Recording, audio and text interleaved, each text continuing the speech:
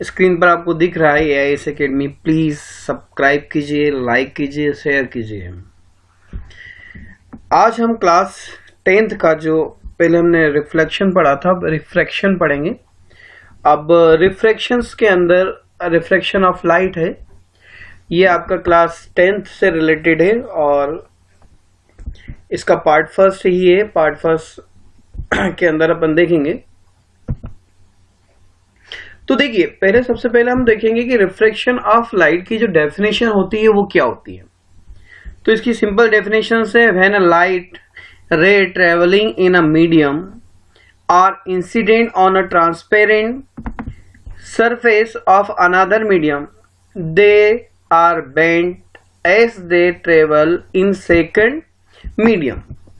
मतलब आपका क्वेश्चन ये बोल रहा है यहाँ पर कि कोई भी रे एक मीडियम से जब दूसरे मीडियम में जाती है, उस कंडीशंस पर वो क्या करती है, थोड़ी सी झुक जाती है, बेंड हो जाती है। जैसे रेयर मीडियम से डेंसर मीडियम में गई आपकी रे, तो देखिए आपकी इंसिडेंट रे जो होगी और रिफ्लेक्टेड रे जो होगी वो नॉर्मल की तरफ क्या हुई, झुकी हुई दिखाई दे रही है आपको। सेकंड है इसके अंदर law of reflection of light. इसके भी दो लॉ है जो अपन ने पहले उधर पढ़े हैं, वही रिफ्रैक्शन में भी है।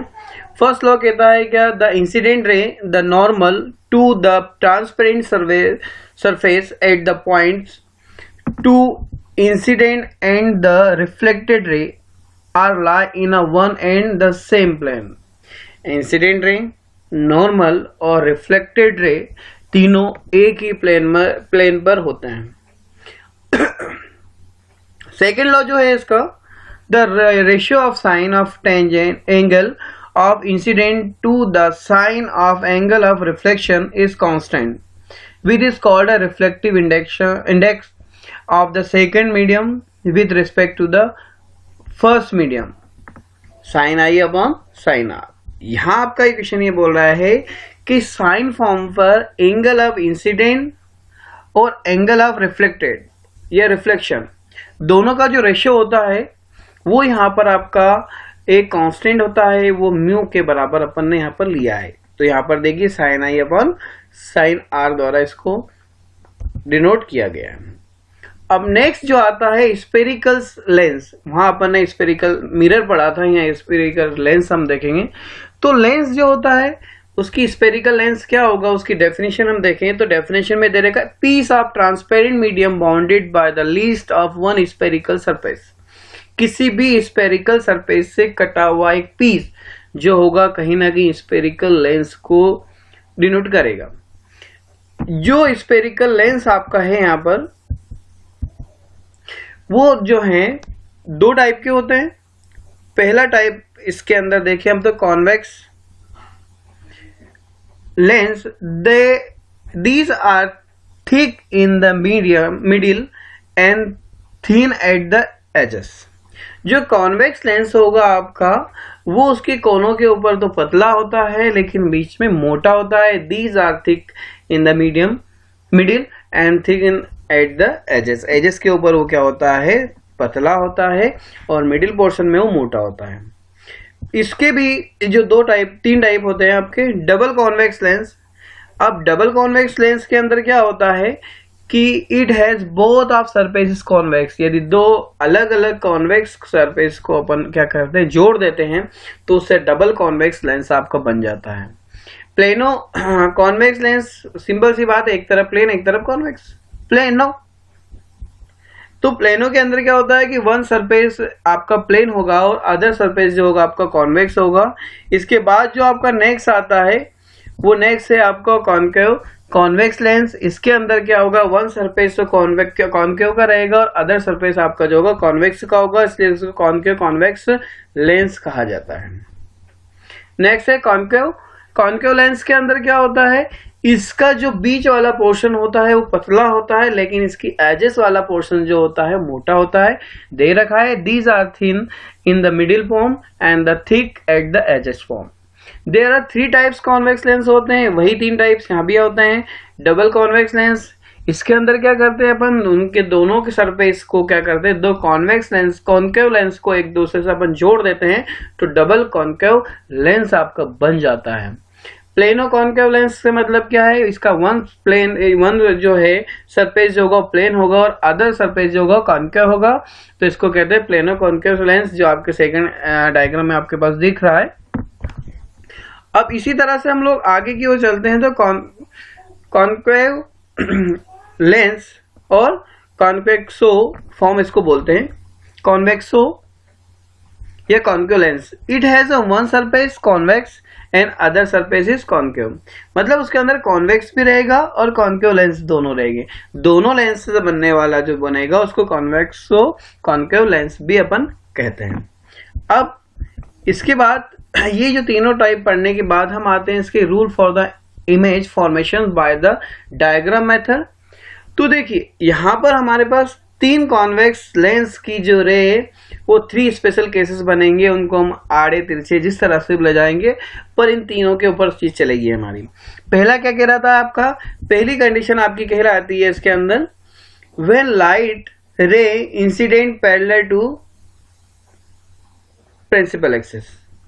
पहली बात ये दे रखा है कि यहाँ पर देखिए आपकी रे जो होगी वो प्रिंसिपल एक्सिस के पैरेलल आएगी आपकी और उसके फोकस के ऊपर मिलती है।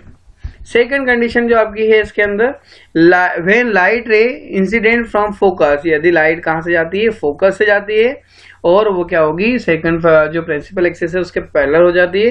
थर्ड कंडीशन आपके पास दे रही है light ray incident from the pole, pole से होकर जाती है।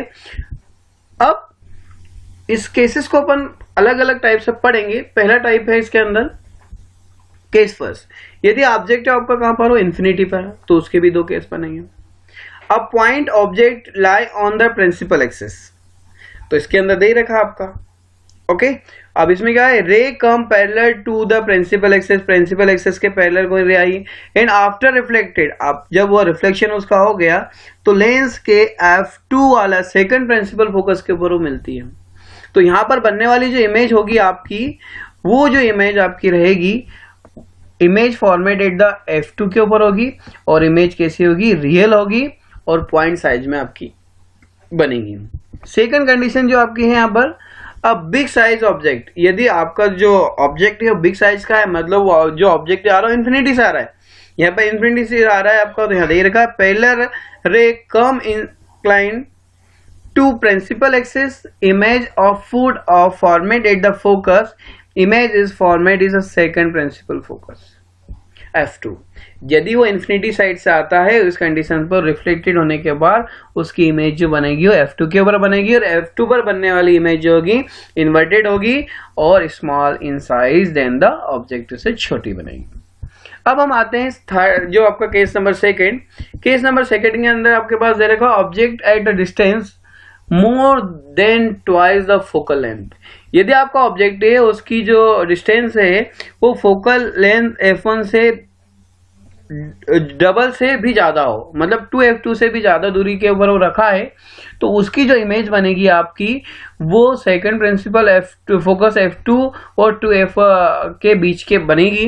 कैसे, देखिए द रियल ऑब्जेक्ट AB है आपका, इसकी इमेज आपकी एडेस बीडेस पर बनी है और कहाँ बनी है, F और 2F के बीच में बनती है और जो इमेज रहेगी वो रियल इन्वर्ट रहेगी और कैसी रहेगी, small in size than the object, object से छोटी रहेगी। अब थर्ड केसेस की हम बात करें यहाँ पर, तो थर्ड केस आपका है object at the distance between the focal length. यदि आपका ऑब्जेक्ट जो है वो फोकल लेंथ से, ये फोकल लेंथ जो से दूर कहां पर, 2F पर रखा हुआ है। ऑब्जेक्ट आपका है AB जो F1 की जगह कहां रखा है, 2F2 के ऊपर रखा है, तो इसकी इमेज भी 2F के ऊपर ही बनेगी और इमेज जो बनेगी वो रियल बनेगी, इन्वर्ट बनेगी और सेम साइज में बनेगी। अब नेक्स्ट की हम बात करें इसमें, तो फोर्थ केस के अंदर क्या होता है, object distance more than focal length and less than twice of the focal length. यदि वो फोकल लेंथ F और 2F के बीच में आपकी इमेज रखी गई है, तो उसकी जो ऑब्जेक्ट रखा हुआ है तो उसकी जो इमेज बनेगी वो 2F2 से भी बाद में बनेगी और लार्ज कंडीशन पर बनेगी। तो यहां दे रखा है real object AB has its image A dash B dash formed at beyond distance of 2f के बाद भी ऑन जो बनेगी वो इमेज आपकी बनेगी, और द इमेज क्या होगी, और रियल और इन्वर्ट होगी और इन लार्ज कंडीशन पर होगी।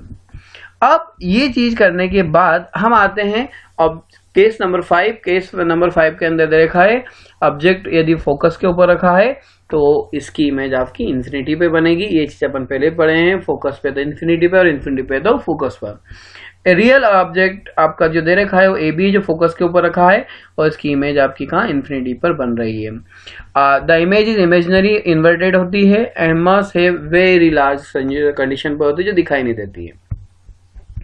ऑब्जेक्ट बिटवीन द फोकस और ऑप्टिकल सेंटर सी और F1 के बीच में यदि आपका ऑब्जेक्ट रखा है तो उसकी इमेज जो है वो रियल ऑब्जेक्ट जो आपका ए बी है और A', B' फॉर्मेट जो है वो आपके इन फ्रंट ऑफ लेंथ आपकी जो है उसकी इमेज बनेगी और उस इमेज की कंपेरेटिव पर लार्ज आपकी रहेगी। अब नेक्स्ट वाली कंडीशन हम देखें इसके अंदर, तो इसके लेंस फॉर्मूला हैं। जो चीज अपन ने वहां भी पढ़ी थी वैसी तरह से यहाँ पर अपन ने मिरर फॉर्मूला पढ़ा था, यहाँ हम लेंस फॉर्मूले की बात करेंगे।